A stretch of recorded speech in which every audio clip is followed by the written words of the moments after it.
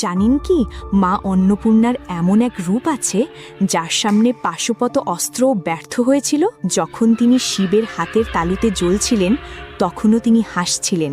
কাশীতে সেই রাতে আকাশ রক্তের মতো লাল হয়ে গিয়েছিল, পৃথিবী কাঁপছিল, সূর্য ও চন্দ্র ভয় লুকিয়ে পড়েছিল। ইনি ছিলেন মা অন্নপূর্ণার এক নিষিদ্ধ রূপ, ভূতেশ্বরী, যার সৃষ্টি হয়েছিল অসুর বিনাশে, কিন্তু আজ তিনি নিজেই সৃষ্টিকে ধ্বংস করতে উদ্যত। দেবতারা আতঙ্কিত হয়ে শিবের কাছে গিয়ে বললেন, প্রভু, আপনারই শক্তি এখন সৃষ্টিকে ভস্ম করে দেবে। মহাদেব প্রথমে ছুঁড়লেন মায়াজাল, ভূতেশ্বরী ফুঁ দিয়ে উড়িয়ে দিলেন। মহাদেব প্রয়োগ করলেন ব্রহ্মাণ্ডের অন্যতম শক্তিশালী পাশুপত জ্যোতি। দেবী সেই আগুনকে গয়নার মতো গায়ে জড়িয়ে নিলেন এবং আরও ভয়ঙ্কর হয়ে উঠলেন। তৃতীয় চেষ্টায় শিব চোখ বন্ধ করতেই তার ভেতর থেকে উঠে এলো কালাগ্নি রুদ্রের ধ্বনি। এটি ব্রহ্মাণ্ডের আদি শক্তি, যা অশান্ত শক্তিকে শান্ত করে। কিন্তু